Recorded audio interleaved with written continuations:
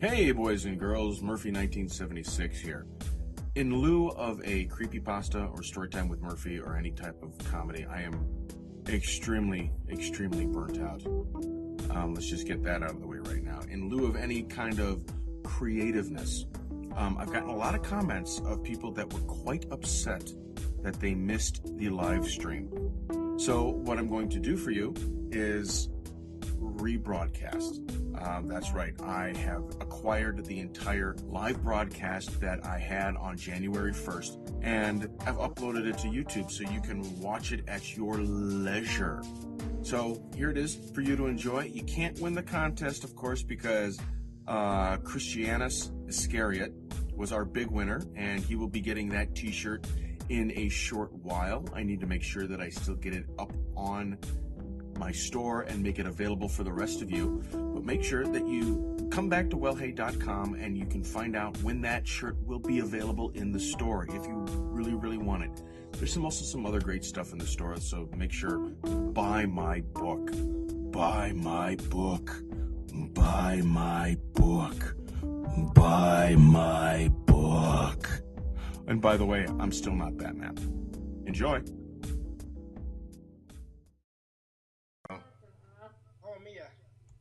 Da da da da da da da da da da la da da da.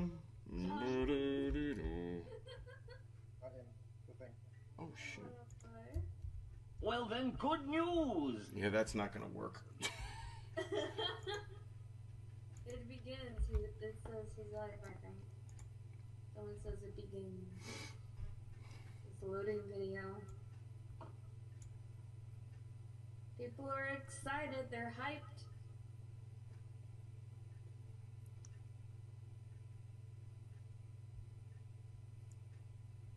Is it still loading video? Yeah. Come on, Austin, internet, don't die.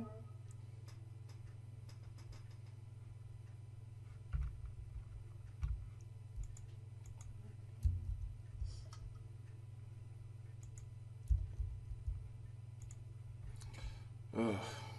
It says blues in the chat. Yeah. Yeah. It says game on.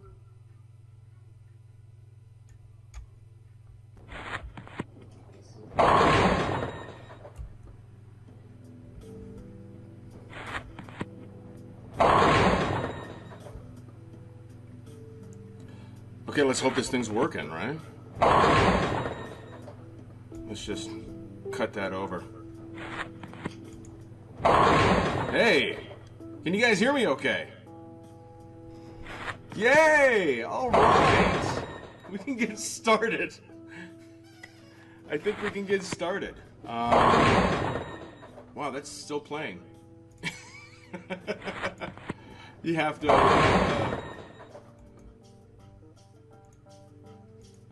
to excuse me. This is the first time I'm ever.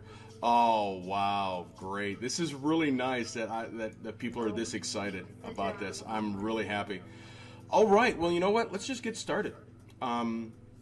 Welcome to the. Wait. What? It cut out. What cut out? Your stream cut out.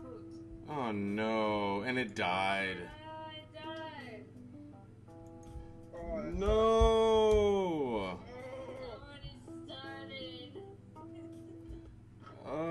It started and then it's gone. No. Okay. Back. Okay, hold on. It says live. Okay, yes, I can see me. Okay. Let's see, maybe.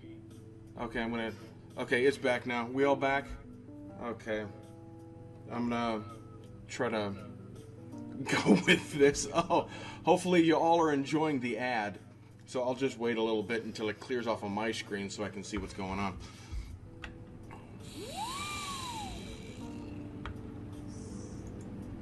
All right. Okay. So yes, while we're waiting for this to get going, Happy New Year, everyone. Happy 2014. I hope everyone has a really good time tonight. I hope everyone's new year has started off with, oh my God, what the fuck, it's the same year as last year. Because that's exactly what it's been doing to me. Oh, Jesus. Hello, hello, and hello. Okay, great. Let's get started. Welcome. Yay. Yes, yes. Thank you. Thank you all for that kind applause. Thank you so much. Thank you. Thank you. Okay, stop. You're embarrassing yourselves now. All right. Thanks for showing up to this very first ever WHP live stream. Let's just get right down into what I'm going to be going through for the day. And hopefully this will... Come on. There we go. Okay, we actually have an agenda. Because, you know, I'm that anal. And we're just going to run down what's going on, okay? I'm going to go out, you know, I'm going to talk about, you know, what's been good for me this year, try to go through that pretty quickly. I'm going to go through what I got planned for next year. I got a special guest in the house. You might have seen him in the chat, because he's really horrible at secrets. And then we'll get to the Q&A. And then after that, we're going to give away some free shit. But first, we got a segment that I'm going to try out. And it's called Inmate Happy Hour. And what Inmate Happy Hour is that somebody suggests a drink for me that I'm going to try. I'm going to be drinking it the entire time we're on the air. So let's just go through. Oh yeah, that's right. I have a disclaimer. And the disclaimer is the following. WellHey Productions and Murphy 1976 do not promote underage drinking or driving under the influence of alcohol. Alcohol was invented for you to stay in one place and get seriously lit, and do not have to worry about the nasty ass booty call you probably shouldn't get down the street because the hoe got herpes. If you are of legal age, please drink responsibly, and for Christ's sake, move out of your parents' home. No hoe's gonna want to get with you if you still have He-Man bed sheets on a twin bed. So, tonight's concoction is called Kicked Up Soda. It was submitted by the lovely Creepy Rainbow Pasta. The recipe is simple. 5 ounces of cream soda to 1 shot of Jaeger. And it's actually quite tasty. It goes down smooth, and you don't have to worry about that. If you don't like the flavor of black licorice, which Jägermeister obviously is, it kind of mellows it out, so it's really nice.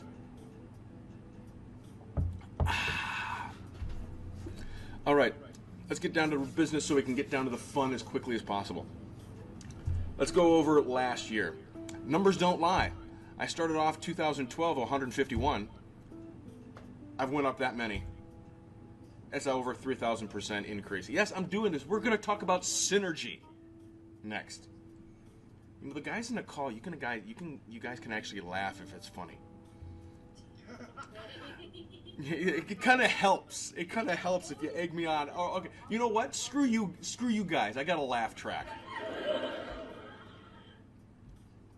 Social Blade actually predicts that I'm going to hit 11K by summer, 14K by the end of the year, 21K by the end of 2015. But those figures don't actually take into account the whole social thing, where it's more of a bell curve. These are actually just a straight linear line. Let's go. What else do we got going on? Oh yeah, that's right. And most of you probably know, CreepyPastaNetwork.com launched in June of 2003. It's been going strong. You want to know how many folks we actually got on that site? Take a guess. I'll wait. Somebody take a guess. How many? No, not. You don't have to do it audio. I'm just waiting for the chat. Anyone, take a guess. Take a guess. You're all going to be wrong. Okay, I can't wait that long. 6,500 plus in 6 months. That's pretty darn. And you probably have noticed some of the errors that cut off the site. We're working on making everything technologically and socially more fun. Over 9,000! Yeah. All right. Also, I dropped YouTube like a bad habit, partnered up with Broadband TV. Mr. Creepypasta was actually the one who suggested that I go this route, And it has been a non-stop joyride ever since I finally got my content strike wiped out. So it's been good, you know, with some of their social media stuff. I've been getting a lot more hits, and it's just been fantastic. All right, what's cooking for 2014? WHP services. This is the big thing that I'm going to be launching this year. I'm opening my doors to commissions, so your stuff can look just as good as my stuff. Yeah. If you want to check it out, go to that link right there, wellhey.com/WHP-services. Yes, I had a content strike. That's a long, long story, but I actually forgot to tell you earlier. Since we're going to be doing the Q&A a little later, start throwing in your questions now, and we'll take stock of those. We have a Skype call open, and I'll be reading from that just so there's a little less delay. So start throwing in your questions now, your questions, your requests, any of that good stuff. Throw that in there, and we'll get to it later on in the show. So yeah, okay, getting back. Tangent gone, getting back. The commission thing. If you want to check it out, you want to have, you know, really nice. If you want to have good animation, some bumpers, some this, that, the other thing, just fill out the form in there and have fun with it. Let's go. It's been very successful, the Storytime with Murphy's segments, and we're going to keep that going strong this year. And I'm actually going to go and give you a little precursor to what I'm going to try to do this coming year. And the first one is the origin of Murphy. It's a sad, sad story. Any lesser person, they would have turned into a supervillain overnight. But we'll get to that when the story actually hits. Let's see, the funeral. The funeral is a story about a 3-year-old schooling his grandmother. It's hilarious. Murphy shots. This is a new concept that I'm going to try to work in. I have a whole mess of these little stories that I really can't stretch out into like a 10-minute segment. So I'm going to string a couple of them story to story to story, kind of like how I do the micropastas. And, believe it or not, we will have some story time with Murphy Jr. He is a fantastic storyteller, only being 3 years old, but he has a really good knack at, you know, starting a story and then looking about things in the room and then being able to ad-lib and kind of shoot from the hip off of that. It's fantastic.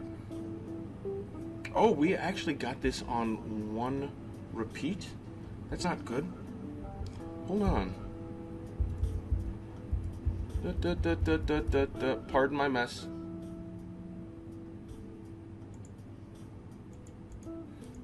Technical difficulties. Let's do this. Let's do that, and then we'll get back. And then back up here. Where is it? I want to get at least some other music. There we go. All right.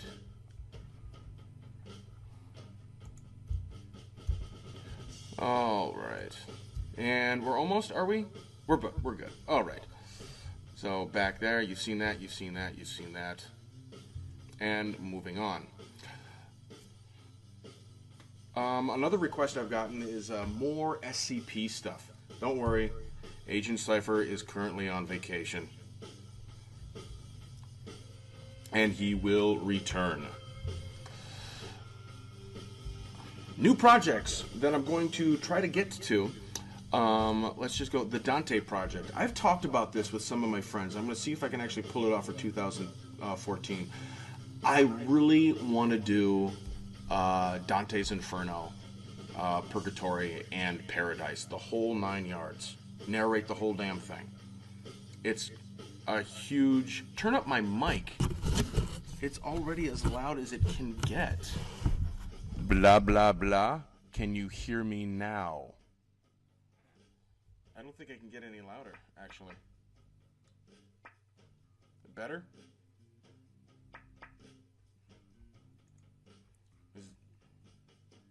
Josie, is it better? Yeah. Okay, good. All right, let's just move on. Oh, come on. Okay, yeah. I'm going to try to do a monthly live stream. I think it depends on how good this goes and if I can actually get my act together. Getting all this stuff working a lot smoother. The other thing, I'd like to do some more new tutorials because I only had one this year, and I'd like to do some more of those. All right, let's get down to some fun stuff. Ladies and gentlemen, my special guest here tonight, you might know him as the Blue Dude. I know him as Jackass.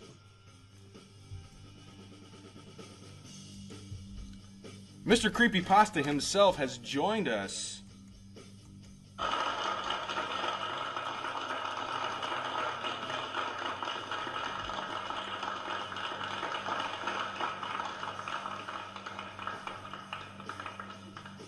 Thanks for stopping by, dude.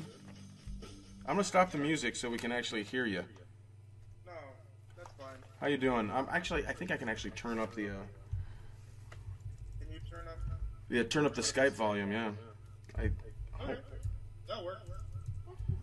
And do okay. This is increase volume. Yeah. Okay. There we go. Okay. Probably hear you better now. Yeah. Whoa, yeah, definitely. Jesus, you blow up my asshole. That was The so voice loud. of God. Okay. Is this good? Am Yeah, I it's- blowing out your speaker yet? Probably, but I don't care. It's an old computer. Okay. All right, there we go. So how you doing? I'm doing good. How are was you doing? Doing How was good. your birthday yesterday? I got older. Oh, That's okay, usually cool. what happens. Usually that's what Well, you're happens. closer to dying. Sounds good. Yeah, I'm the closest one to death out of all of us. No, I don't know about that. Well, that all I plan depends dying on. young. Yeah. Okay. Have fun with that. Anyway, let's get started. I got some questions for you. Okay. What do you normally insert into your anus? No, I'm kidding. That would be a shoe. A shoe. A shoe. Where did my Generally shoes a go? Steel tip is preferred so that it does not collapse. That's always a good thing. Always a good thing. Okay. Why don't you talk about the history of Mr. Creepypasta's career? Why did you? First off, let's go. Why did you get started?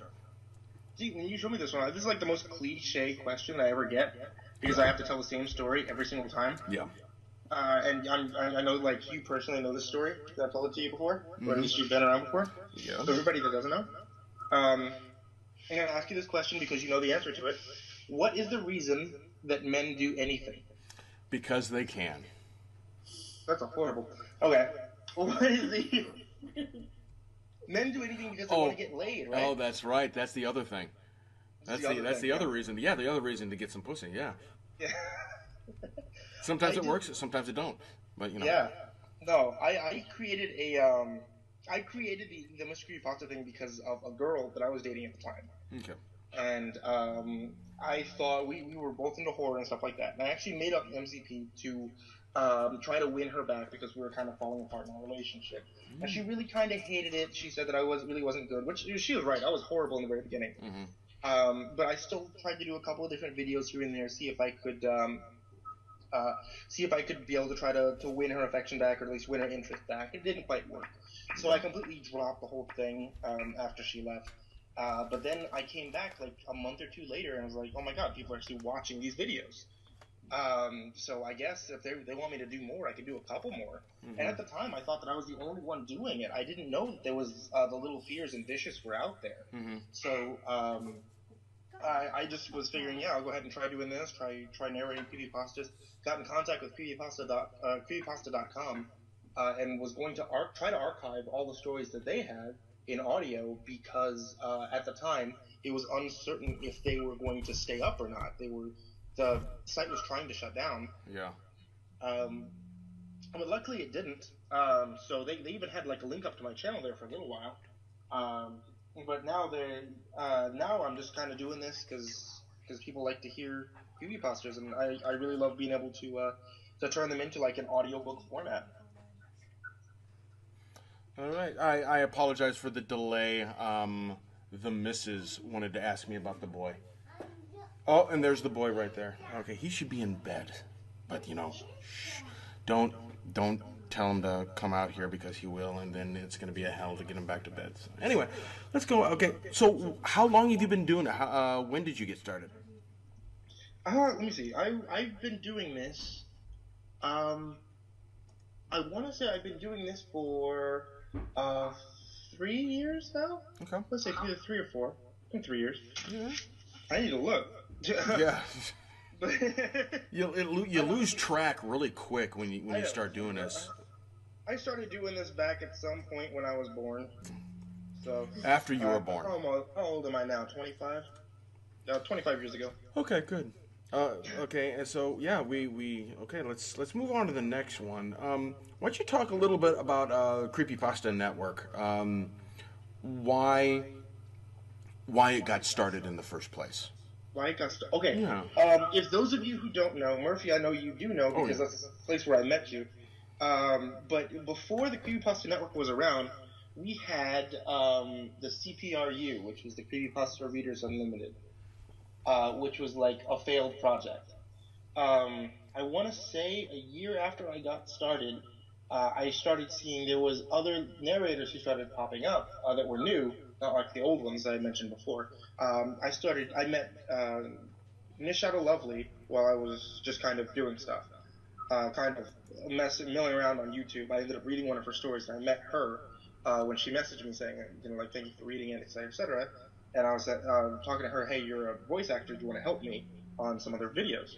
Mm-hmm. We became friends, and we met this guy who was Life of an Idiot on YouTube, and he was the most annoying guy that I could ever imagine, because he eventually got my Facebook. He started texting me, and I was telling him, dude, just leave me alone. I don't want to talk to you. But he kept texting me forced friendship, and he's actually a really close friend now. He's really cool. But he says to me that we should make a Facebook group with just narrators that you know. Mm-hmm. And I was saying, okay, well, I guess so. I don't really know a whole lot of them, mm-hmm. but I'll go ahead and add who I can. So I added Miss Shadow Lovely, mm-hmm. The Creepy Dark, Kitten Reads Horror later on, and some other little narrators that I worked with. And we all ended up, and Muji also, I added him in there. And we were the Midnight Society, the first group of narrators that was kind of around. And after a while, when new narrators even started popping up from there, because I didn't think it was going to become a big thing. I thought this was going to be it. This is everybody who was interested. But a lot of other people started popping up. I started getting messages from Creepypasta, Creepypasta Jr. I didn't have a clue who these guys were. I'm like, these guys are jackasses taking my name. And they're still jackasses, aren't they? Yeah, they're total jackasses. God, no. But I was saying, dude, we need to have a place where everybody can kind of come together, and it's not going to be this Facebook group, because I don't want everybody having my personal Facebook. Yeah. So, we need to have a place where everybody can kind of come to. And it was actually a little bit of a controversy about what we should kind of do, how it's going to remain anonymous, how we can be able to build something, because technically YouTube is supposed to be a social networking site as it is. Yeah. So I attempted to build, from my knowledge of web building, which was very, very, very, very, very, very limited, mm-hmm. A website where we could kind of have announcements at, where I could recognize people, and that would have a forum. Okay. And it was all done up very, very rudimentary like. That was the original CPRU. Yeah. It was I think it was a WordPress site to begin with, but it was very simple WordPress. Mm-hmm. We had put together that with a link on the side that led you over to a free forum for the CPRU, and it was really bad. It was hard to moderate, it was hard to control. Yeah. It was hard to stay on contact with posting. But it did its purpose of it grew the community. And it got me involved with a lot of other narrators. This is how I met Murphy here. Mm-hmm. That's how I became friends with Creeps and Junior, mm-hmm. And everything like that. But all in all, it eventually fell apart after a couple of months. Mm-hmm.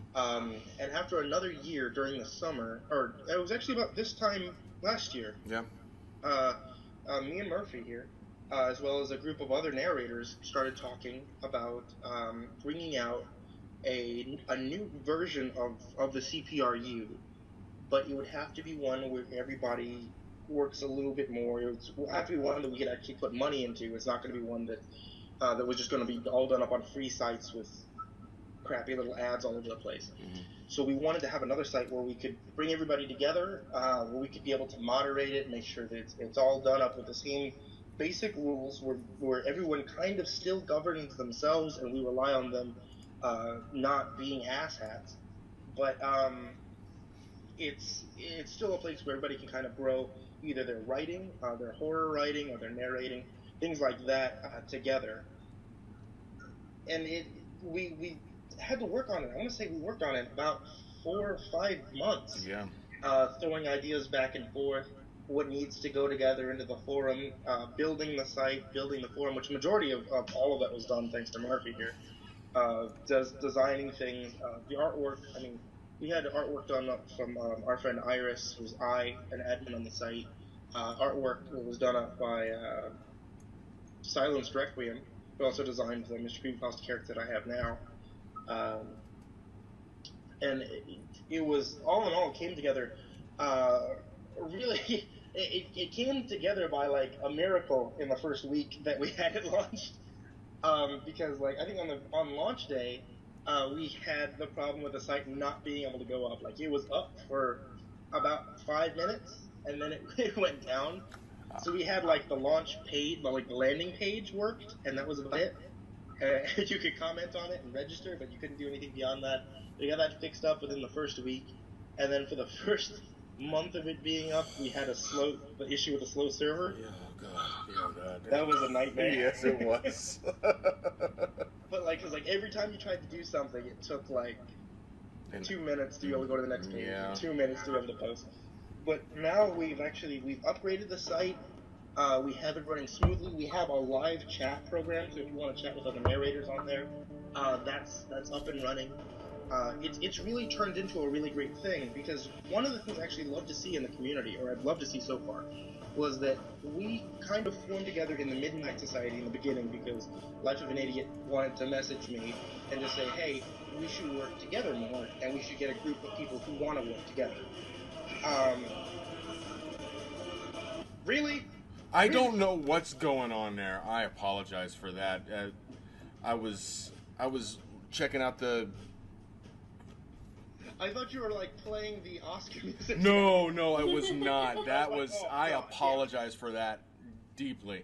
Like, no, it's too late. You gotta Yeah, go. so I was watching I was just watching the chat line just to see, some of the things, and all of a sudden it just starts playing, I don't know, Braveheart or something like that. I just, what the hell is going on here? Music. That's why I was like, God damn it, Murphy. No, I'm kidding. I know we talked about, actually having the Oscar cutoff music, but, keep on going. Keep on going. I'm sorry. That was a happy accident. That was funny. The Midnight Society was the first group that kind of came together and said, hey, we should all work together more. That way we can do collaborations. Mm-hmm. We'll have, like, a pool of actors to be able to pull from. Yeah. And that was really awesome that Life of an Idiot had that idea, because I didn't think of anything like that until he did. And, we kind of formed this little group of people. And that idea keeps spawning through different groups of narrators. And I absolutely love to see that happen, because we did it as the Midnight Society, and then you guys did it as the Misfit Society. Yep. And then there was little groups that keep popping up afterward that were just fantastic, because every so often I would be invited into these Skype groups or these other groups in to say, hey, we're like a group of like 8 people, and we all wanted to be able to meet you, because we thought, just be able to meet everybody, be able to talk to MCP, and it's so cool to be able to see that. So now I'm, even from the CPN, Creepypasta Network, I met this other group of guys who I always refer to every time I get invited into a new group. I'm always like, oh, these are the new kids. Yeah. These other guys who like have their creepy noodle soup little group that they keep talking about. they're actually like really great. They're all relatively young, but they're all just starting off doing narrating, or they've been doing it for a little while at least. But they came together on the CPN, and now they made their own group. They invited me into it, so I still see that happening. People forming groups out of this. That's even why we gave it the group functionality in the CPN. You can make your own group of people, have your own wall to post on whenever you guys want to talk together, and encourage you to talk off the site too, like on Skype and crap. But yeah, that's the CPN in a nutshell, the history of the website. Yeah, and you went through the other parts that I wanted to talk about, where it's that is really okay. That's an echo. That is. So yeah, that's the other thing that I wanted to talk about was that you know, what makes it better than this Creepypastas Reader Unlimited, and you pretty much hit every nail on the head. Let's see here. Next, this is one that I'm very interested in you answering. What has been the most difficult professional obstacle that you have now, or that you have had in the past? See, now you're just like, you're giving me like job interview questions. Yes. What's the most professional obstacle? Well, when I was Where do you see yourself in 5 years? Broke on the side of the road, begging for money. Hey, holding up a, we'll read creepypasta for food. We'll read to your kids for food. Go to sleep. Oh god. The most difficult thing. I mean, as Mr. Creepypasta. Yeah, I obviously. Yeah. The most difficult thing, I had to move, and that was just crazy. No, you mentioned you had a content ID strike. Yeah. I don't know if you ever publicly said what yours was. But I had a content ID strike also. That was probably the most stressful thing that I've ever gone through, was that content ID strike. I had, if anybody's watching had seen, there was a story up on my channel for about maybe a month and a half called The Scuttler.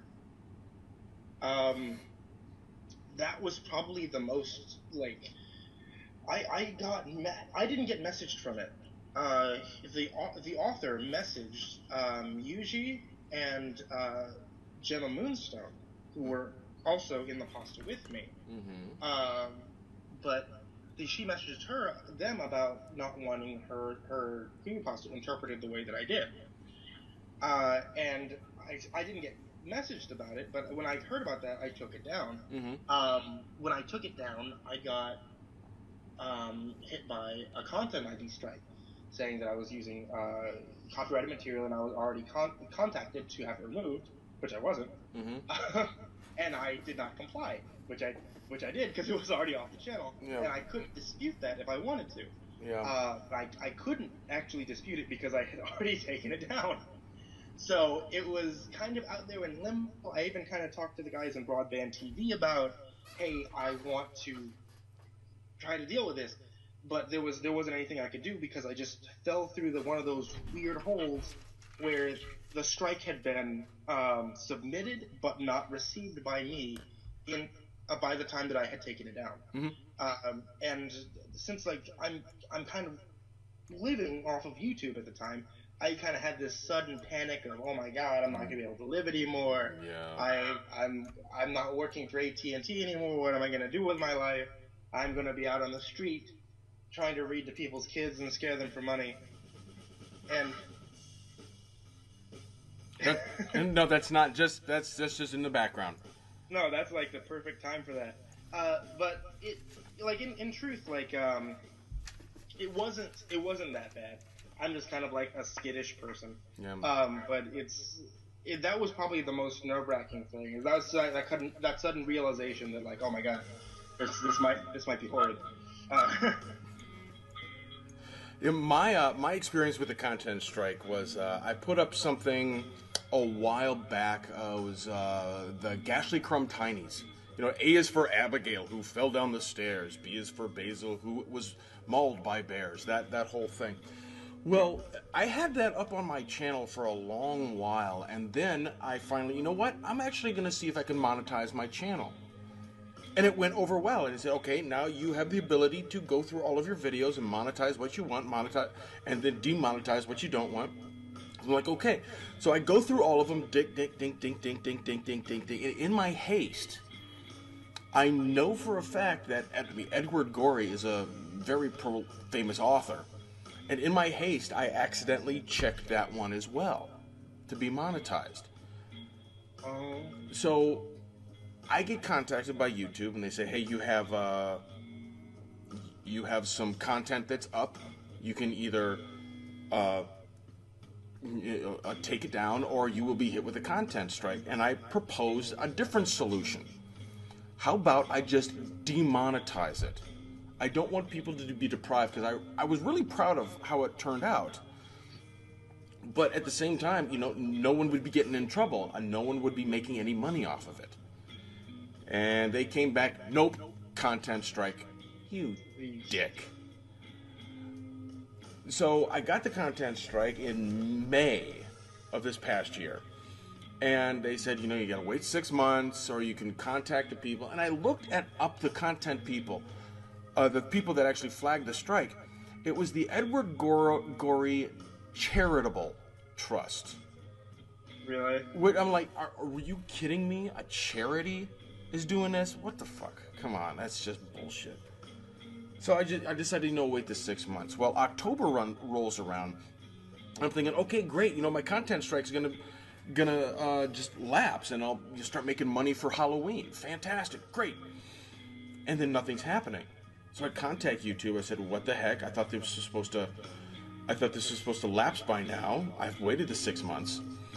And then they come back and they said, no, your content strike is still in force. I'm like, are you not going to follow your own rules? Here, screenshots, 6 months. What are your grounds? Your content strike is scheduled to be, what's the term I'm looking for? Revoked in November, the next month. And I'm like, what the fuck are you guys on? I can't, I've been following the rules. I haven't gotten any other content strike. And then I did the math. If May is the 5th month in the year, and you add 6, that's 11, and the 11th month is November. So, I'm a retard. And I actually contacted them back and said, I'm sorry, I got all the way up to pre-calc in college with math, but I can't do simple arithmetic. So, let's see. Tell us your opinion of the future of creepypasta. I mean, do you think this is as far as, where we have it now, as a community, as a society, the great work that a lot of people are putting out, do you think this is the best we're going to get? No. I had a talk with Junior a while back. Yeah. Where he was kind of afraid that creepypastas would eventually become like a fad. Creepypastas would become popular for a while, and then they die out, and nobody's interested in them. And I honestly don't feel that that's the same way. I don't feel that, because that would essentially be like saying that horror as a genre, people will eventually lose interest in it. Yeah, that's the exact same way that I feel that. As long as there's storytellers in the world, and there's people like to get scared. Yeah, there's always going to be a place for it. Always going to be the thing.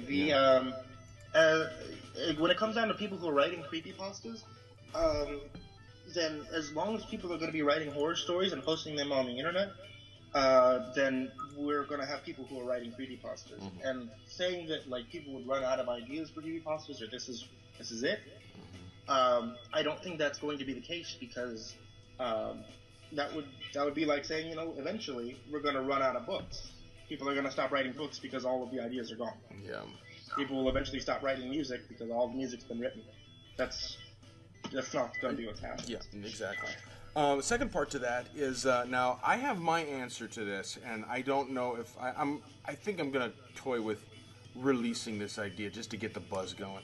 But where would you like to see creepypasta go? Live action film. We're going to Hollywood. You've seen. I think we've all seen the mock-up creepypasta movie posters on Tumblr or what have you, and those are really good. And what I was gonna say is, and I know I've talked to you in great depths about this, but kind of bringing it all together almost, and we've been toying with the idea of having a creepypasta convention. Yeah. But how do you? Yeah, but we still run into that hurdle. How do we bring everyone from across the globe? Because there's folks in Australia, folks in England, folks in Germany. Yeah. How do we bring them all together? And we were toying with the idea of making it a virtual conference, where you actually pay money to get your ticket. You get a login ID, and then you can watch these group chats, like whether we stream right from Google Hangout or a live stream or what have you. And we work it that way somehow. There'll be workshops where here's ways that you can work on your stuff better. You can do this, you can do that, all that good stuff. Yeah, I mean, and not even just that. We have like people we could just talk to in panels about development for their project, or Q&As we could do. Because like getting the guys from Marble Hornets or Adam Rosner isn't that big of a feat. Just to have them available for even just having them available for an online Skype chat or video chat isn't that big of a thing. And I'm pretty sure that they would even want to be on board. Even getting a whole fry for a little bit for something like that would be probably pretty doable.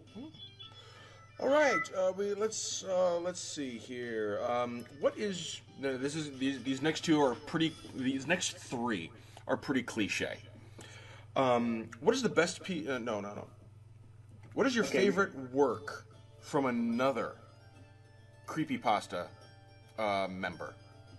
That's horrible. You realize how many people I know that are just going to be like, they're sitting right here. Yep. Watching, going, if he doesn't say mine. Yep. That's why I'm asking it and you're answering it. That's a good thing. I think my favorite work is the series you've been working on since working up till Murph Day, Murphy. What the hell? Dude, no.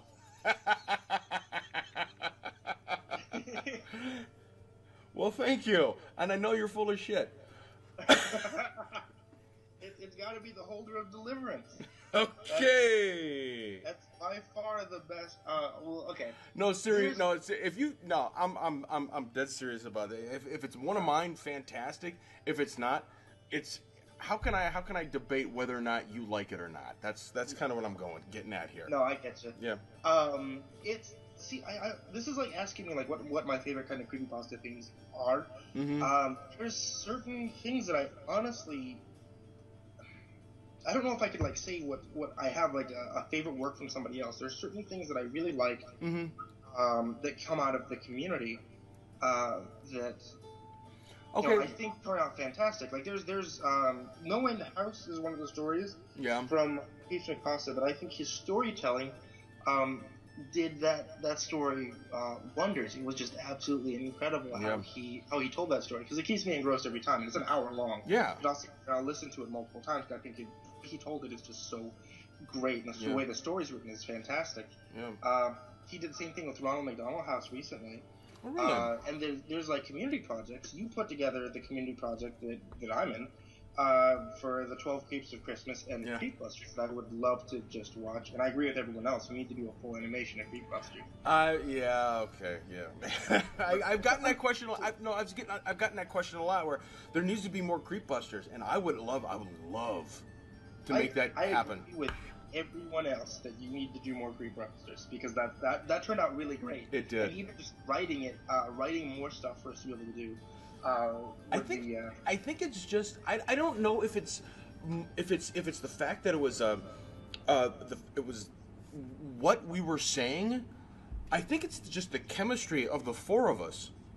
Yeah. And if the people don't know who the four of us is, it's MCP here, myself, Creeps McPasta, and Creepypasta Jr. You get us in a Skype call and it's instant gold, because there's gonna be ribbing, there's gonna be actually serious conversation, there's gonna be tears most of the time, because I start picking on people and then I get drunk and then I can't handle my liquor. But I mean, yeah, I think if it were a different set of people, it wouldn't have worked. I think it's the magic that the four of us that made it great.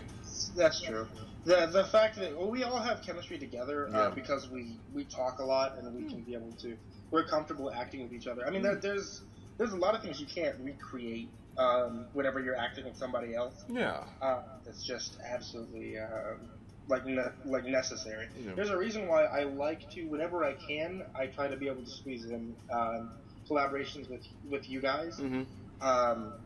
More than I do with other people is because I know you guys really well, Mm-hmm. and I know that we can be able to act off of each other really well. That's why, I mean, that's the whole reason why I like working with Creeps and Junior so much, just because I know, for one thing, I know that they can take direction really well whenever I need a specific kind of voice from them, and also I know whenever I'm acting alongside them, it's always going to sound genuine whenever we're being palling around together or we're yelling at each other. It sounds a lot more genuine. Yeah.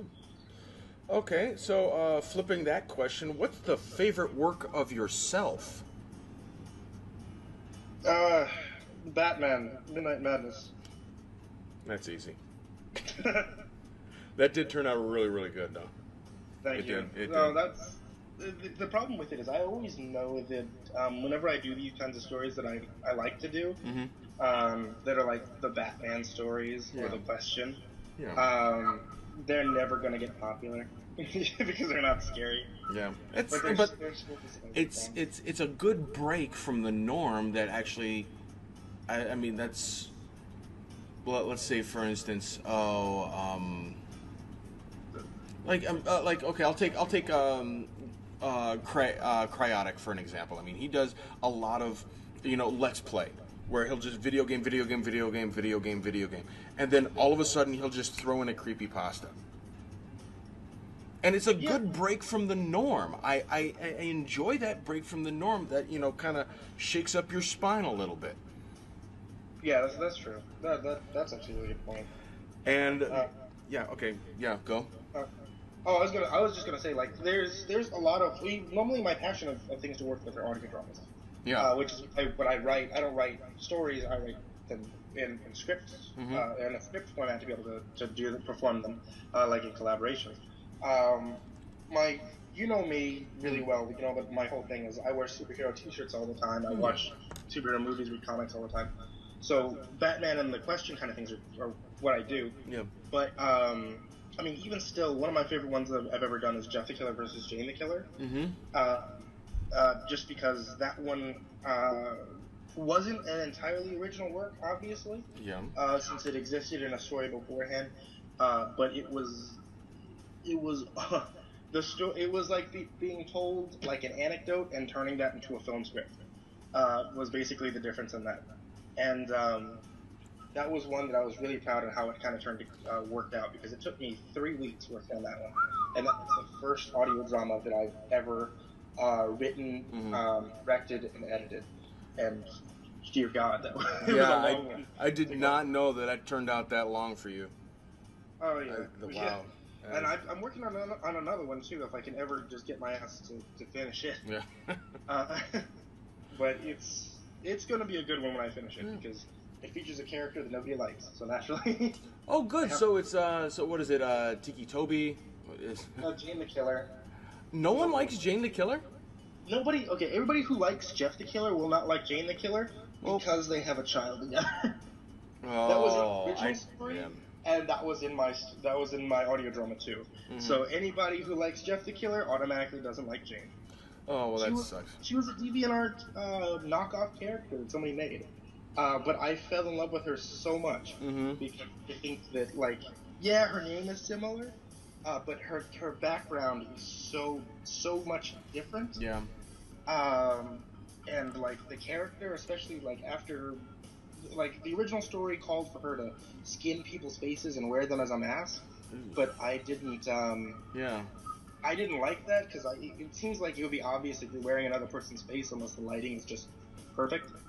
So I gave her like these demonic abilities to transform, and giving her that ability and the background story I have written for her Like, if people get choked up over Jeff's story being heart-wrenching, yeah, they're not ready for this one yet. So.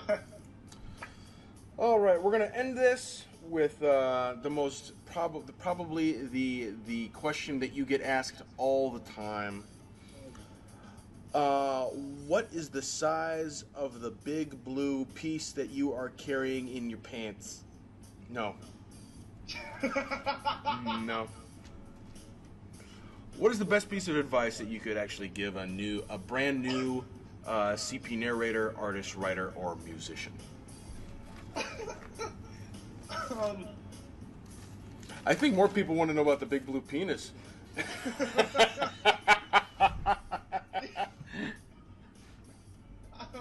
best piece of advice I can give to anybody.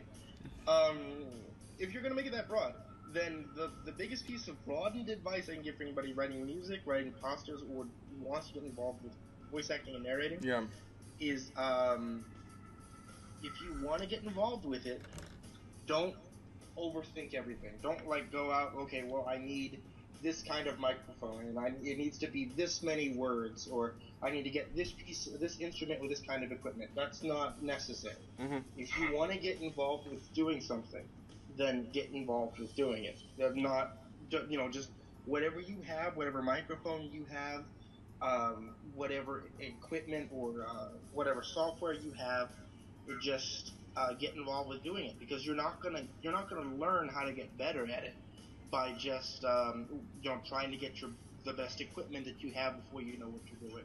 Yeah. It doesn't work that way. You build up experience by doing something. So if you want to get involved with doing creepypasta things, then just do it. All right. Well, hey, thanks for stopping by. If you want to stick around, you're more than welcome to, because we're going to have lots of fun.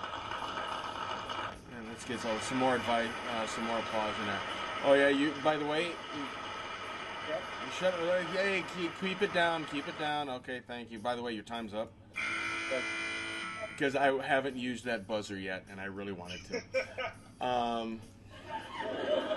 Yeah, shucks, howdy. So yeah, that was, okay, great. So yeah, you're more than welcome to stick around if you want to hang out. We're going to do some Q&A now. Oh yeah, I'm going to stick around.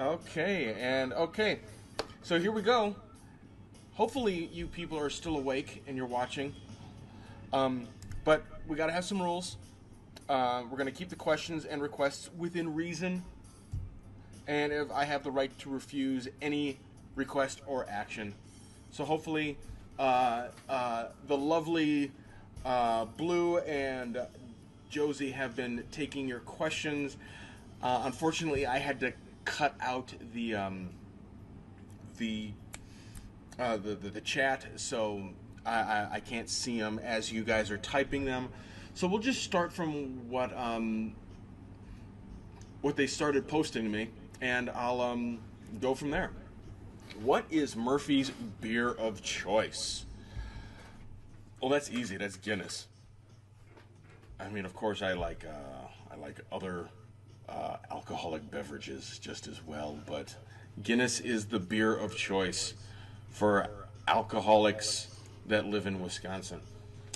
How long? I figured you liked a good beer. Yeah. No, I like the Irish good beer. How long have I been in the lovely state of Wisconsin? Well, let's see. I have. We moved here in '83. Now I gotta do math on an evening, and that's really taxing. So whoever asked that question, please kick them out of the room, and make sure that you take their name off of the win list. Okay, 2013 minus 1983. Okay, so I've been living in Wisconsin for roughly about 30 years. So yeah, that's a long time. That's probably older than some of you are alive, which saddens me.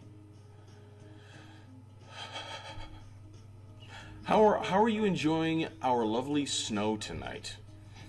And shut the fuck up. It would have been good if today was a decent day. It's been all around chaos today. And since our driveway is kind of like an incline, it's lovely to do that first thing and push a snowblower up the hill because the tires won't catch. So let's keep on scrolling down. Did I ever see the show Are You Afraid of the Dark? No. No, I have not. I must ask, what is Murphy's favorite food or food-like substances? Rewind real quick. You haven't seen Are You Afraid of the Dark? No. Well, are you talking about the movie or the show? The show. Show. Yeah. That's where the Midnight Society name came from. Nope. Really? Really. I need to school you. It is so old and so bad. Then why do I want to watch it? I don't know. Because it's good and bad. Okay. Yeah, because it's bad. All right. Okay. All right. Trust me. Yeah. I have seen. I think wasn't it the movie with Katie Holmes and those little goblin-like creatures? That was actually a pretty good one. I liked how it ended. I really did. Now maybe someone can answer me this. There's that one movie, and I've seen the gift set over and over and over, and I cannot remember what the movie's from. But it's the girl that has the hole in her head. And then right at the end of the movie, she's like dragged down through the floorboards, and then she just disappears, and the only thing that's left is the teddy bear that she was holding. It's the remake of Amityville Horror. It's really not that good. The one with Ryan Reynolds? Yeah. Thank you.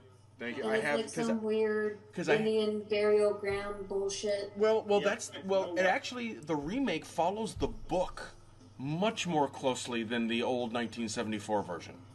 I will tell you this, Ryan Reynolds should never grow a beard. That was kind of weird. That was kind of weird. It was just like... He should never put in glow contacts either and don a green and black jumpsuit. We're going to talk about this? No, we're not going to talk about that. Good. All right, I must ask, what is Murphy's favorite food or food-like substances to shovel in their protein holes? If that wasn't asked by Litterbot, I will be extremely disappointed because the way it's worded. Let's see here. And the actual honest question is Murphy and MCP. So, MC, I'm going to open it up to you too as well. What is your favorite food? It's like we're on the dating game. What was that? My favorite food is dick. Now Wow. Wow. This is a family show, you cocksucker. This is not a family show. Don't lie to the poor children. No, pizza is my number one favorite everything food. And if anyone didn't know that, you are not a true fan of MCP, and you can jump off a building. My favorite food is beer.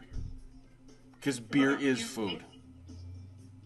Beer for breakfast, beer for lunch, and be dead by dinner.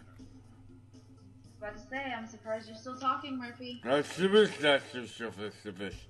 up like you did in the Christmas special. Okay, this is another one for MCP. What inspired... We already went through this one. What inspired the creation of the Blue Man in...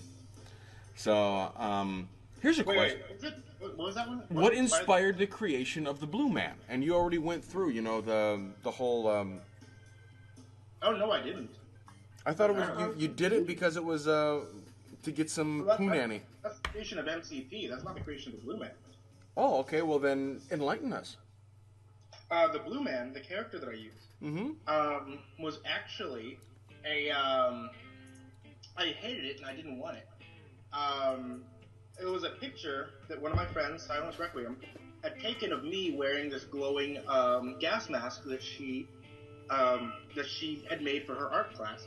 And she had to do a painting of it. So she took a picture, she did a painting of this blue bald thing off of a picture of me. So it actually has the same facial structure and the eyebrows and all that my skull. Mm-hmm. And when I started up being MCP, I said, hey, I want to have something scary that I could put as my icon. Can you draw me up a picture of something scary, like a clown or something? And she said, nope, I have finals. I don't have time for this. Just use this picture, and I'll make you one later. So she gave me the blue thing. Mm-hmm. And I hated it. I was bugging her all the time. Hey, can you redo this for me? Can you redo this for me? Can you give me something cool? Can you make me something? No, I don't have time. I'll work on it, but I don't have time right now. I'll work on it. Mm-hmm. And eventually, I forgot about the whole MCP thing. But by that point, by the time I came back and started doing stuff again, it had already been up there for 4 months. Yeah. And people had actually done drawings of it, so I couldn't just go and change my icon. Yeah. So I've been stuck with him for years. Oh, wow. So you've heard it here first, people. He does not like the blue man. It's grown on you, though. But I mean, it's when you. I mean, honestly, it couldn't be more poetic for something like that to happen. I think it's hands down. I mean, everyone recognizes you as being the leader of creepypasta. And then you actually hate one of the things that you are most known for, and that is your face. Well, it's grown on me quite a bit. Mm-hmm. Like, I kind of accepted it, mm-hmm. but I wanted it to be something a lot more different. Because if you look at the Blue Man, mm-hmm. he does not look like he would have my range of voice. He's this huge, hulking, like, beefy kind of guy who would have a much deeper voice. But of course, he sounds like me, so it's kind of an odd thing. He doesn't seem like he would talk at all, though. Like, if you look at him, because it looks like he's got a big respirator on his face, he doesn't, like, seem like he would be speaking. Like, he just, like, seems like this big blue dude that'll be, like, your bodyguard, just breathing heavily all the But time. if he was speaking, he would probably be, like, wheezing, like...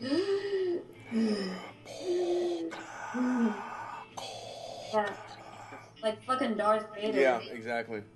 You would have Darth Vader's voice. Yeah. We don't even have a voice. I am your father. Yeah. The reason I was going to say it was poetic is that, I mean, it goes along with the whole, the Nutcracker Suite, it was written by Tchaikovsky. And Tchaikovsky, at the time he wrote it, and it became popular, it was the one piece of work that he absolutely hated the most. But it's the thing that he's known for. It's the one piece that he is the most known for, but he hated the tits off of it. Yeah, I was gonna say I thought that Tchaikovsky was most known for the Black Swan. Oh yeah. Does MC? Okay, this one I can actually answer. I can actually answer this one. Does Creeps McPasta have a hairy chest? No. Surprisingly. No, he does not. He has a chest like a little baby. It is like a 10-year-old boy. It's A shiny. 10-year-old. It is shiny. Yeah, it glistens Got that in the anime shine. sun. Yes, Oh exactly. Lord, it's just fabulous, scrumptious. No, he's like an anime character. You put like those spandex swim trunks on him and throw him in a pool. He's shiny. And when he gets out, there's like sparkles like on his chest. Okay. What was the first creepypasta I ever read, and when did I come across it? That I read. See, that's a hard question. Yeah. I mean, If I can tell you go that. back to the first horror story that you can think of. Oh God. Well, I mean, if Wrong one. but I mean, they specified it. I'm going to specify it as, first creepypasta, and that I specifically read it. Well, since when I first got interested in creepypasta, I would just listen to them on YouTube. I didn't go to Reddit No Sleep or the wiki or creepypasta.com. But when I finally it just clicked when the first one that I actually read, and that was when I first joined the CPRU. I cannot remember who was the author, but MCP, you might be able to remember. It was called Stairs. stairs. And it was all about this woman who was in a wheelchair on the second floor, and then a dead body was down on the ground floor, and the police were investigating, trying to figure out who killed this guy. But when they finally realized it was the old woman who was just faking it, the wheelchair was gone and the window was open. Huh. And yeah, Ever. God, I can't remember. You might want to talk to Morbid Butterfly about that. She might remember. I'm just trying to think of some of the folks I used to hang out with on a regular basis way back then. Morbid, I have no idea whatever happened to Omega Red. Creeps might know. Creeps, he might know. I think. Moving on. Hey Murph, why no informational videos? Apparently you weren't here for the first half of the presentation. I'm going to try to do more for 2014.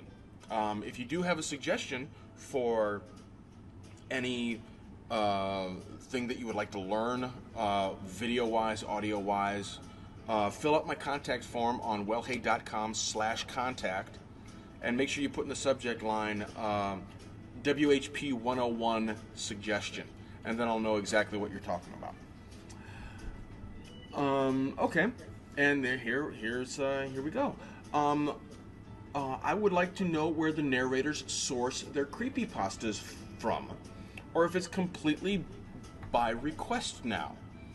For me, most of the stuff I randomly select from Creepypasta Wiki, creepypasta.com, or Reddit No Sleep. Just recently, I've started to get some requests, some of which are absolutely horrible. But there is one that was given to me, and they actually asked my opinion of how they could make it better, and I gave them some suggestions and whatnot. And it's all about this monster in a lake, and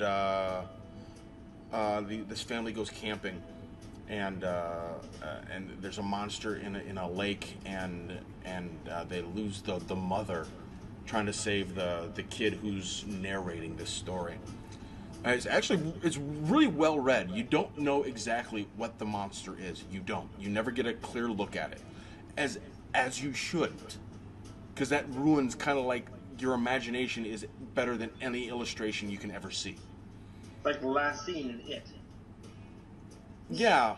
I mean, you had an idea of what it was, but then when you see that giant spider, it's like, oh, Christ. Oh, really? Oh. Yeah, it was a disappointment. Okay, this one question is for both me and MCP. Favorite horror movies? I can actually pick off what is my favorite horror film. Okay. My all-time favorite horror film is The Thing. John Carpenter's The Thing? John Carpenter's The Thing. With Kurt Russell? Yes. Yes.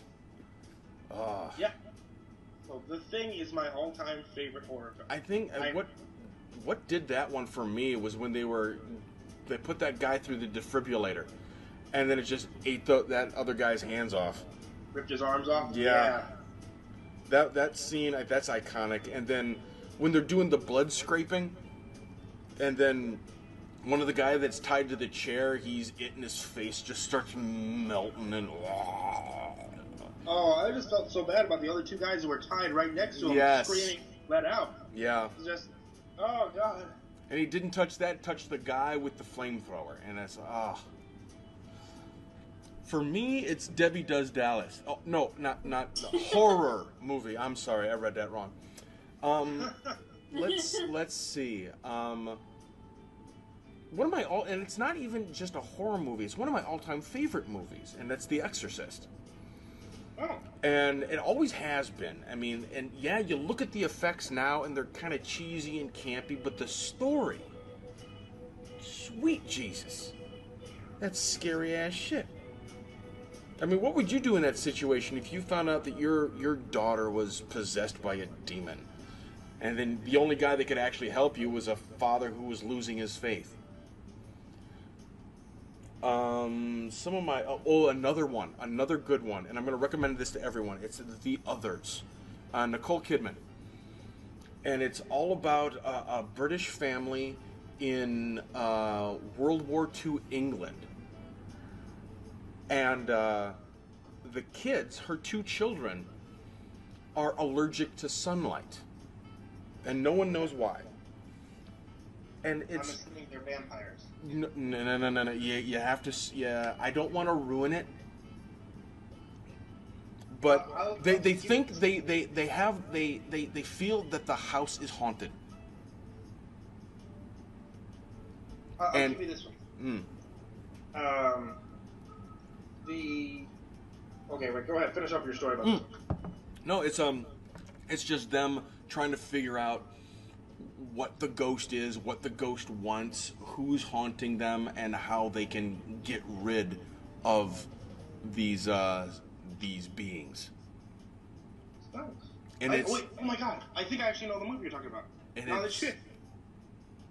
If you that's know one it, of the things, but- if you know it, if you know the flip to it, Skype it to me, because I don't want to reveal it to anyone that's listening in that might not have seen it.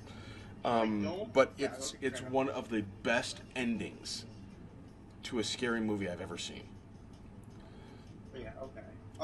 The one I just noticed this one in the chat, and somebody did say that Rec, REC, Rec 1 and Rec 2, those are both fantastic films. I saw those recently. Those are found footage movies. Oh, okay. And they were like fantastic. Like I was talking to Machado Lovely and Cool Boston Jr. about that because they watched them too. Okay. They thought they were amazing. But the movie that has scared me the most, I think, and this is probably one of those you're probably just gonna be like, oh. But one of the movies that scared me the most was actually the Texas Chainsaw Massacre, the one made in 2007. Was that right? 07? Okay. Is that the one where right in the very beginning that girl hops into their station wagon and blows her brains out? Yeah. That's Okay. the one. Yeah, Because I've seen there's enough of one- that one to just like, no, I'm not, Yeah, there's this one scene in it that always gets me, and like I found out the haunted house they have of it over at Halloween Horror Nights in Los Angeles actually recreates this scene, and I'm like, I'm never going there. In broad daylight, he chases one of the girls out of the house. And it's just in daylight, and they're running through, she runs into this line of sheets, these white sheets that are just hanging to dry. Yeah. Pushing through them, trying to find her way out, she gets lost in all these sheets. She looks behind her, and just barreling through them, like just exploding out of the sheets, is Leatherface wielding that chainsaw. Oh, God, yeah. So she just goes crazy, screaming, goes around, eventually gets out of it, and goes banging on people's doors, trying to tell them, hey, I need your help, there's somebody out here, you need to call the police. And they're telling her, no, there's nothing out here for you, dear, you need to go somewhere else. That fucked me up. Yeah, Like, I can imagine. And nobody's gonna help. Josie, how about you?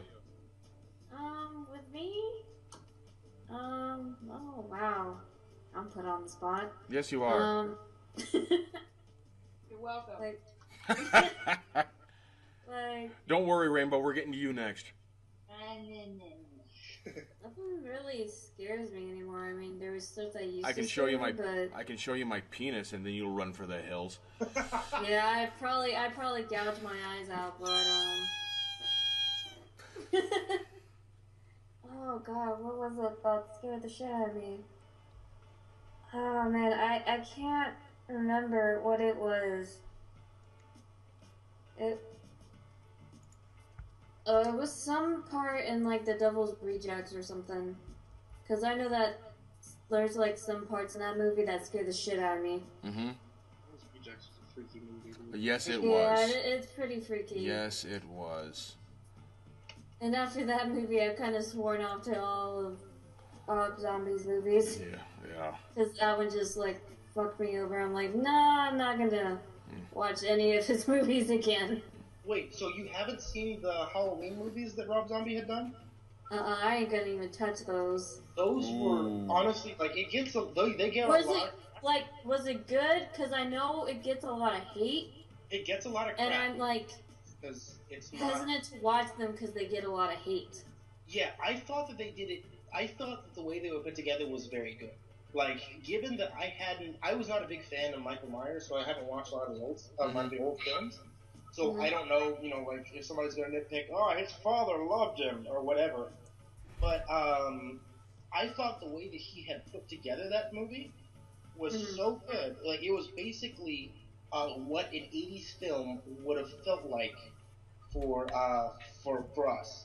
Like, in a sense that it didn't give you so much gore. Like, he's not going to show you, like, flaying the flesh off somebody's body, but you see enough to just know that's what's happening. Like, there's this one scene in there where a woman is calling her daughter on the phone, and then all of a sudden he comes out from the back and he grabs her from behind or covers up her mouth. In an 80s film, that's where the scene would have cut off. We got the idea that he got her. In this one, he stabs her in the side, she falls over, there's blood on the floor, he grabs a hold of her legs and pulls her into the shadows screaming. And that's where it cuts out.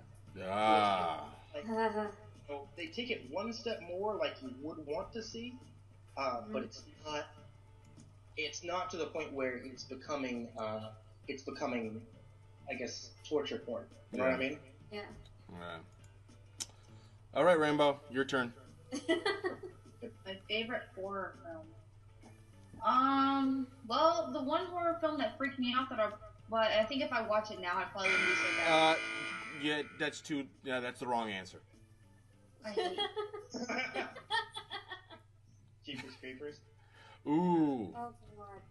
that one scared the crap out of me when I was younger. Oh, just what happens in the end. I was just, oh, God, no. It freaked me out. I think if I were to watch it now, I'd probably still be a little freaked out, but not as much. But there is one movie that I saw recently that I kind of like, because I don't like puppets too much. They freak me out. I think the movie's called Silence. Dead Silence? Dead Silence. Yeah, Dead Silence for some reason I like. I have a fear of clowns. We all do. The clown in the movie wasn't good. But, yeah, it's either Dead Silence or Jeepers Creepers. The first one. The second one was crap. Yeah. Okay, I'm gonna read this question, but then I'm just I'm not in the mood. What if I asked for a cheeseburger? Yeah, I still get it. I still get it to this day. I don't have time right now to actually go into.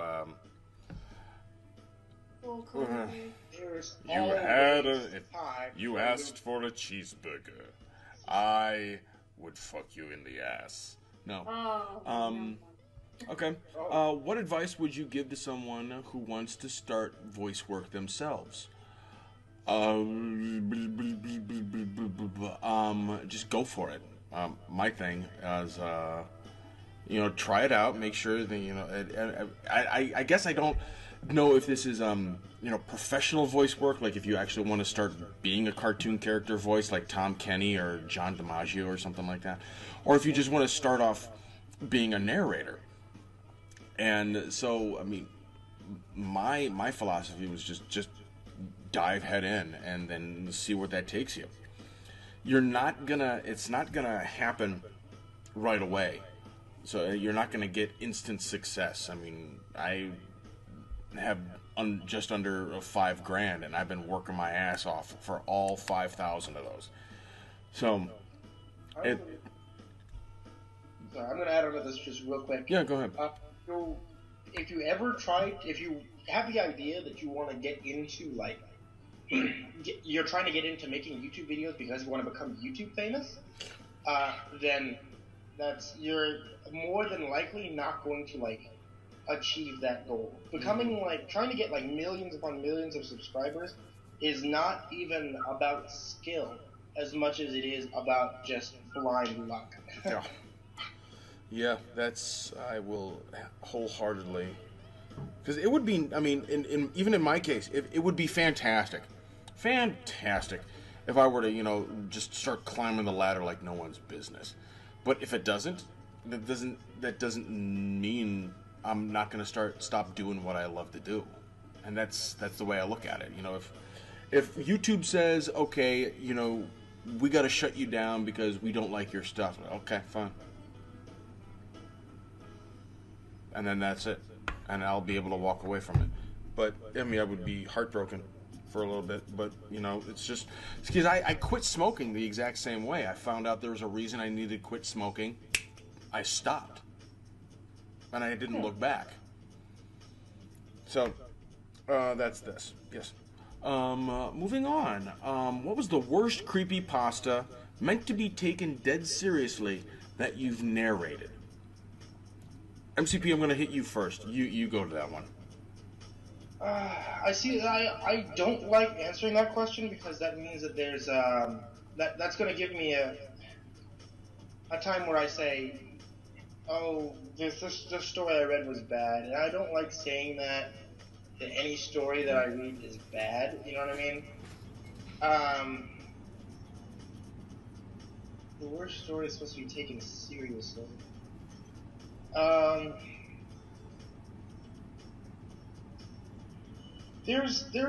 tell you this one. There's one I expected that was going to be bad. Yeah. But it turned out to surprise me. Okay. I'll give you that one. I got into reading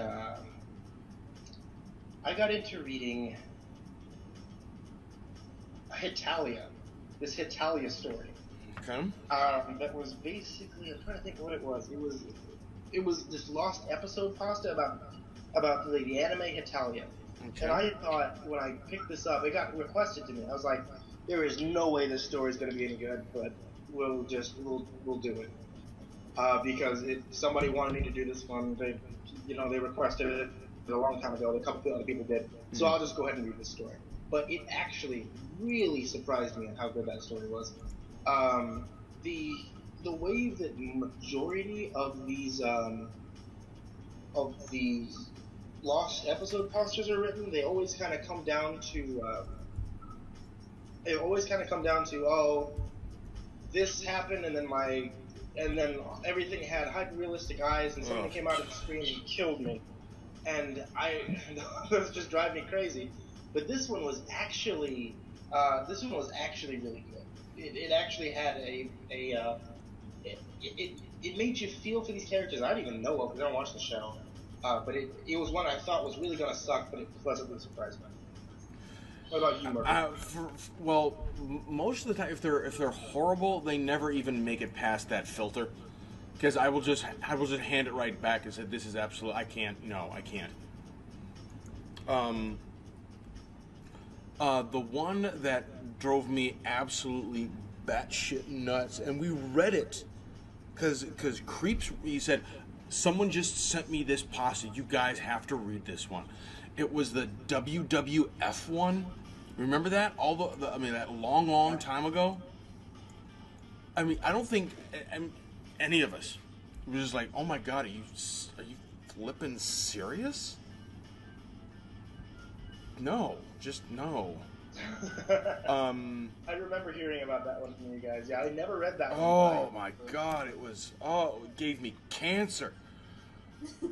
Yeah, it was just like it was reading a train. It was like reading a train wreck. You should just get this away from me. Now I got to keep on seeing how bad this is gonna get. And it just when you thought it can't get any worse, oh my god, it got worse. Really? Could it really have gotten that bad? Oh my god, I wanted to gouge out my eyes. I wanted my 5 minutes back from reading it. I really did. Moving on, how long does it take you to normally record? Well, for me, it depends on the story, actually. If it's a long story, it could take me a couple days. Like the saga that I just got done with. It took me about a week to record all of that. And then I had to crunch it all together in about a couple days because I was running out of time because I'm lazy. But yeah, I think for every creepypasta narrator, it would be depends on how long the story is and how much my mind is in on it. If I'm just in the zone and just recording, and I don't make any flub ups, then it could be half an hour. If I'm just not into it, it could be, you know, a couple hours, or I'll just put it off until tomorrow. It also depends on your reading style, though, too. Like, if you're a slow reader, or... Because, like, you can read faster in your head, better than you can read aloud. Yeah. So if you read aloud and you kind of stutter, then just keep going. Don't stop. Mm-hmm. But some people read slower than others, but you can, as long as you get it done, you can get it done. What People take longer than others. What is the first thing I did on YouTube? The first thing that I did on YouTube isn't even on my WellHey Productions channel. It's on my other channel, and it's called I Am a Full-Fledged Demon. And I saw these demon effects that, you know, you could morph your face and, you know, widen the eyes and drop the chin and then just, you know, make this demon face. Well, that's not a demon. That's just a really fucked up face. So I took it a step further. I gave myself flaming hair and giant wings, and then I added a little bit of realism to him when I turned into the demon, and then I switched myself back, and I told the camera I really don't like doing that because it pokes holes in my shirt. And then I turned around on my shoulder blades, and there were these two. I cut out my shirt beforehand, so it looked like these wings just burst through my t-shirt. I had a whole mess of these little like 5-minute special effects videos that I would put up. Those were awesome, though. That was also the ones that you did that had like the Ghostbusters proton pack you did. Yeah, that was my awesome. Positron Collider. Yes. Okay. Let's see here. Yeah, I think we got time for some more here. Murph, what is your favorite animal? Moose. Moose. I'm not even gonna say why. Well, you know what? Yes, I will. If you've ever looked at a moose just standing, not moving, just standing, you know, on the edge of a cliff and just standing there, moose, very majestic animal. But as soon as it starts walking, boil, boil, boil, boil, boil. That is me in a nutshell. I can just be standing there, look like, yes, I am. But then I start doing something, and I'm like, I'm a complete idiot. Oh, here's a good one. All right, I'm going to just ask this and run, so obviously you're not going to win the t-shirt if you've already ran. I've just started listening to my narration, Murphy's narrations, and which ones would you recommend I listen to? Kuehl Theory, because then you would get the whole thing about the hamburger. Let's see. That's probably one of my favorite ones. That Jabberwocky, I liked how that one turned out. I don't know. Can you guys suggest any other ones that you really liked? From yours, there was. I was actually meant to mention this one earlier. You had one that was called. What was it called? Actually, there was one that you did that was these guys. The only sensible ritual pasta. Oh, okay. Yeah, with me and the Creepy Realms. Yes, I loved that one. That was my very first collab. Yeah, that was a great one. Yeah, turned out good. How about Josie? How about you? Well, I liked what was this one video that you did? It was Trust. I really liked that one. That one turned out well, I thought. Yeah. And it's a minimal amount of animation that I did too. I was just going around that whole switch box. Rainbow. Have you seen any of the other stuff? I think, what was the one with the hamburger one? What was that called? Kuehl Theory? Yeah, I like that one. And jumping way back, when I first started doing apostles, was the one that I did for you that you wrote, The Loner. Oh, The Loner. Oh, that one was fun. I like doing that one because you wrote that one yourself. So that was something that I like to do. Because you also wrote Cold Oblivion. Cold Oblivion that I did. That's Yes. right. Thank you for reading my mind. That one was a fun one to. That one was a fun one to put together. To read, because I'm thinking, you know, I've always been a fan of those pastas that just screw with you until the very end, and then it's just like, holy, what the nuts!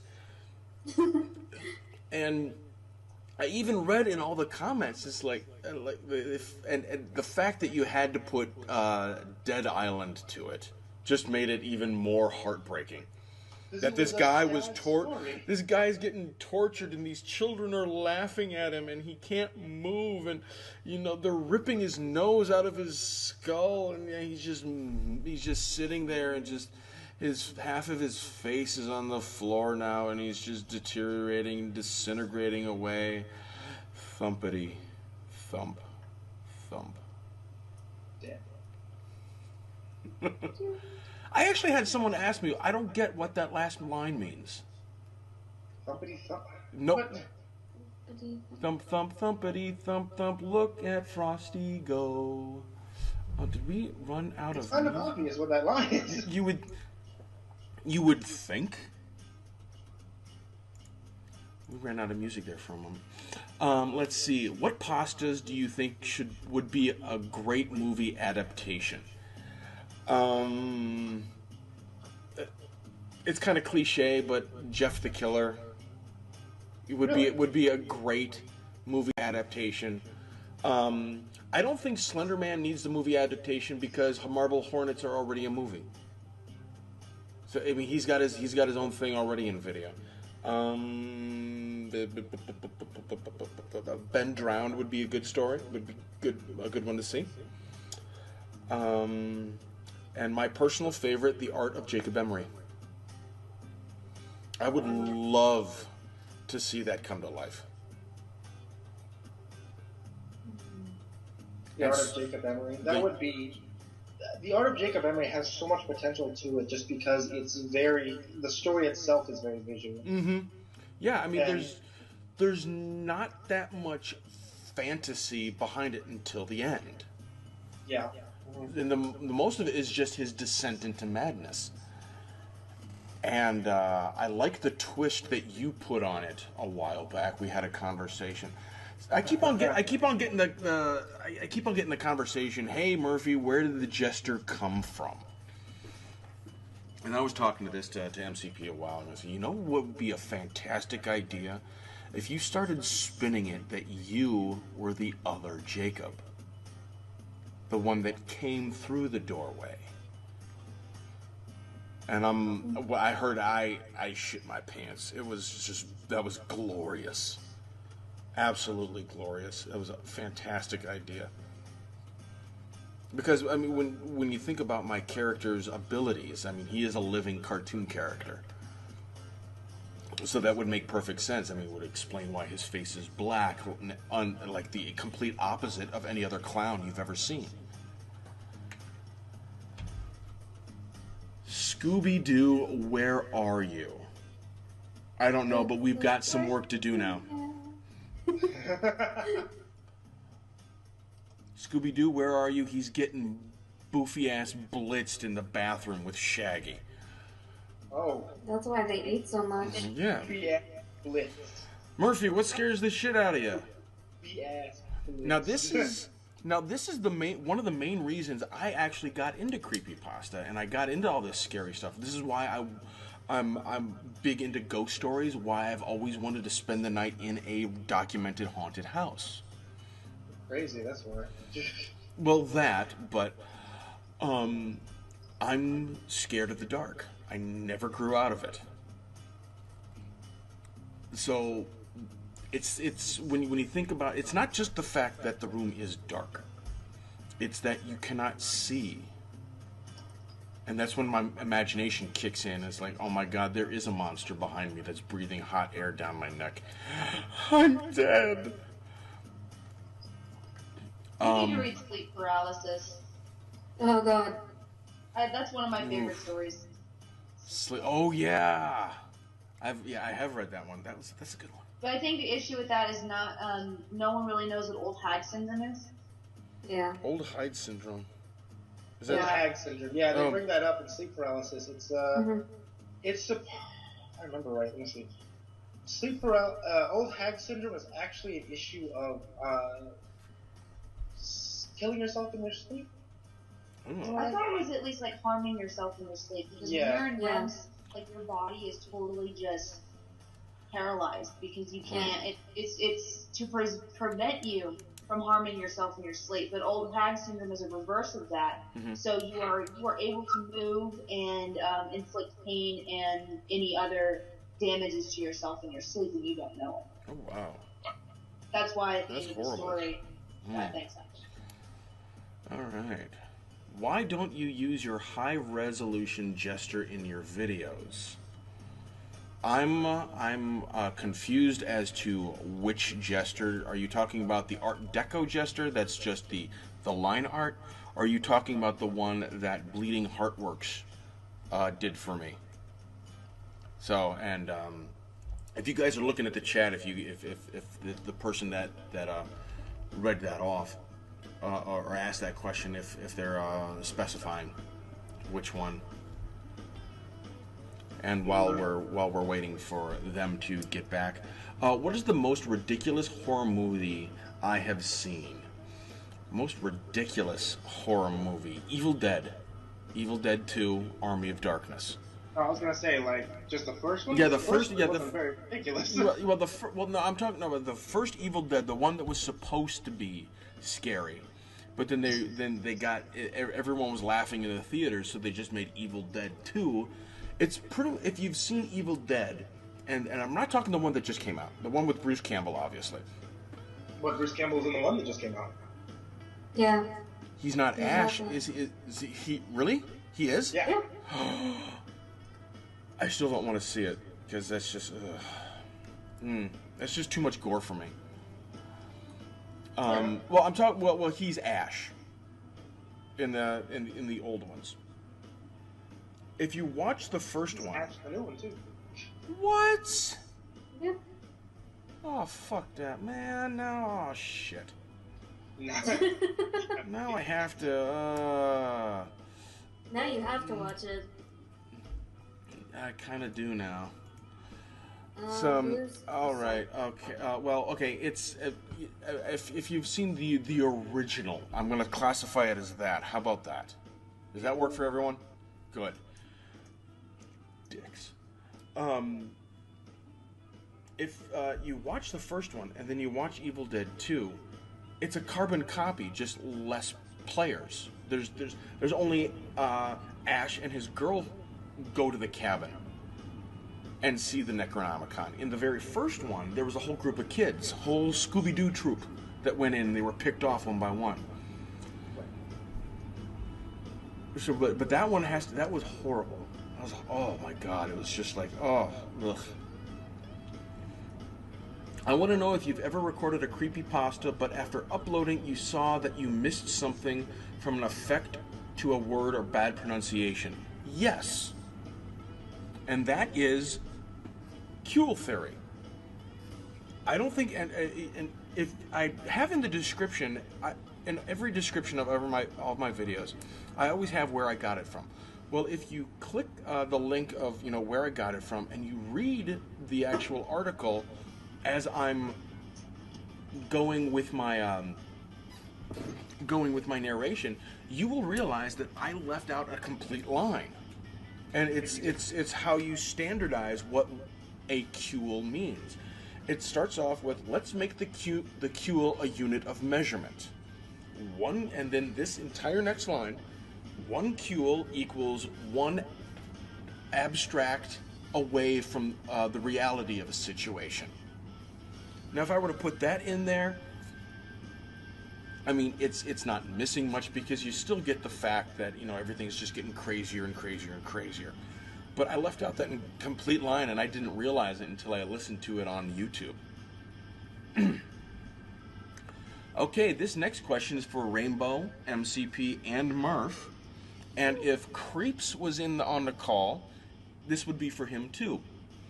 Are we ever going to do any more problem sleuth? I don't know. That was fun. I loved watching him just self-destruct.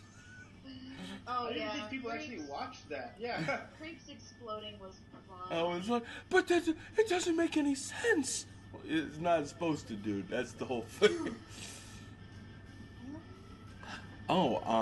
Let's see. I vote on it, I guess we could. Yeah, this is one of those kind of things I'm like, if there's actually guys that want to see it, we'll do it. Mm-hmm. But I don't think that there's a lot of demand for us to do more episodes. Surprised. I didn't know anybody was really paying attention. Do I have a favorite field pasta? I have a favorite field pasta.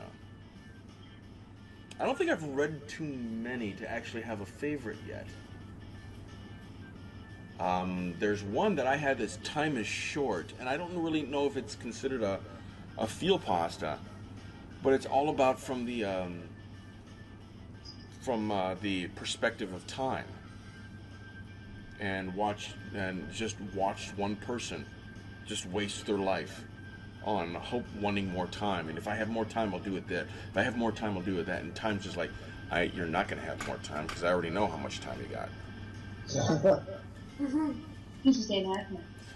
Do you find the hyper-realistic in the childhood ruiner type pastas to be kind of a stupid cliche? Yes. What actually is hyper-realistic? How can you get more real than real? I never, ever understood that. And I never will. It said, and Squidward looked up with hyper-realistic eyes, and then I thought, like, well, that just defines it as more than real. And how can you be more than real? It's more real than a cartoon should viably allow. Well, I mean, that would just be with realistic, okay? You know, you like how they used to do a lot of stuff on Courage the Cowardly Dog. I would consider a lot of stuff that they have there, you know, kind of like this quote-unquote hyper-realistic, where they'd actually use, you know, actual actors on green screen and bring them into the cartoon and whatnot. Yeah, you got it. So. But that's exactly what they're shooting for. All right. This one is for me and MCP, and you will be thrilled with this question. Oh, God. Murphy or MCP, do you watch any anime? No. You heard it first here, folks. Anime is for no. For nerds. Nerds. That's a nerd's game. No. Honestly, me and Spike actually bonded on this topic because both of us are real big fans of Cowboy Bebop. Yeah, that's where my name came from. That is the truth. You heard it here first, folks. So I like let's see, I like Cowboy Bebop. And for those of you who know me, I am absolutely in love with the Major from Ghost in the Shell. Everyone, put a picture of the Major in the chat. Put a picture of the Major. Put the Major on. Yeah, just submit to me images, seductive images of the Major, and I will follow you to the ends of the earth. You will get his trust. And my love and adoration. Trust. I also like Fooly Cooly. And I got the whole series of Fooly Cooly for Christmas, and yes, Nice. and I also got the full series of Trigun. Jealous. So, and let's see. Here's another one, and we'll probably we got about 5 minutes before I gotta cut it out here. This is not nearly 7 hours yet. No, of course not. I told it was going to be 2 hours. We've at least got another... And apparently, just by the way,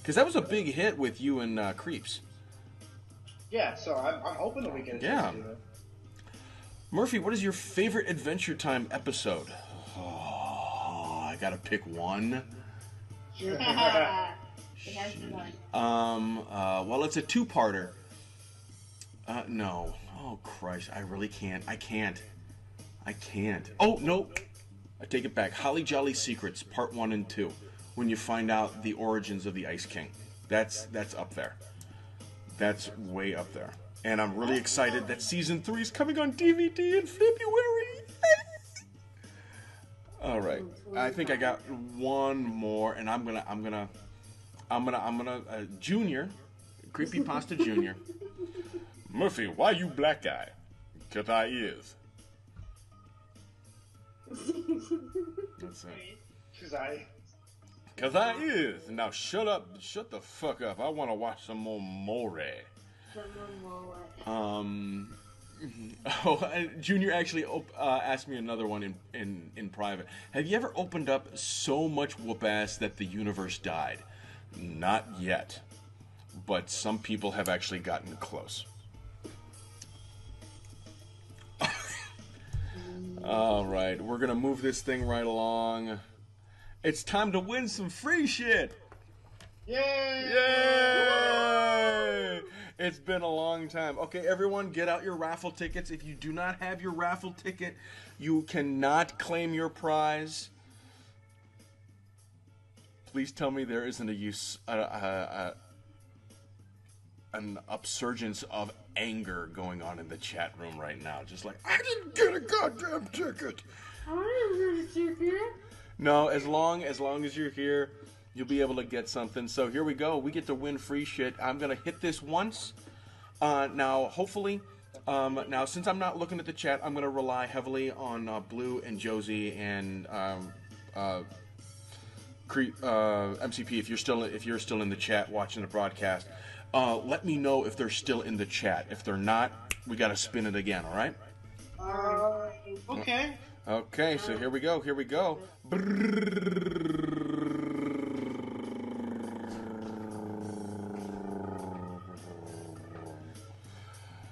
Oh!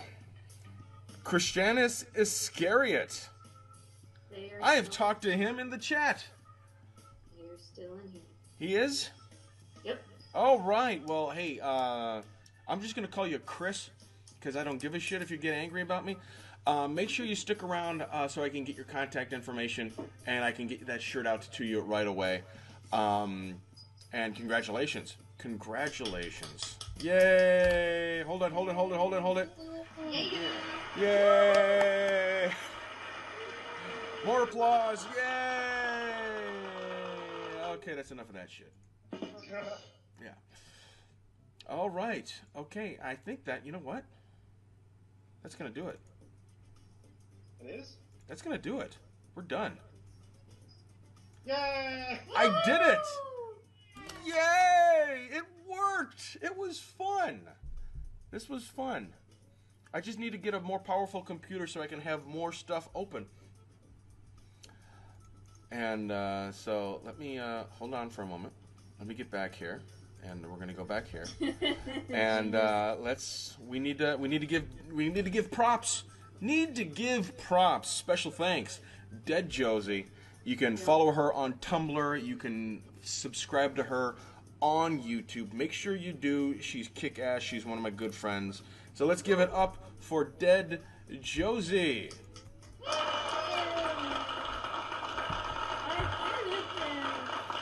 Next. Shut up. Okay. They just won't stop clapping. Next, I'd like to thank My Hat is Blue, a fantastic artist. She did all of my artwork for my Deciphered saga, which I did back in, what was that? That was for Halloween. It's fantastic. I love her art style. So you can check her out on DeviantArt, or you can follow her on Tumblr. Let's give it up for Blue.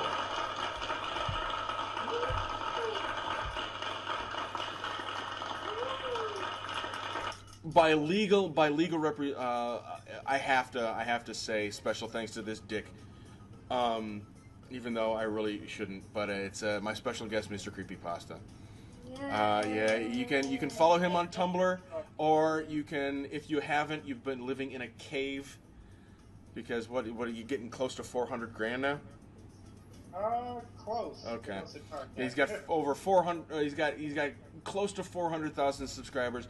Please put your hands together for Mr. Creepypasta.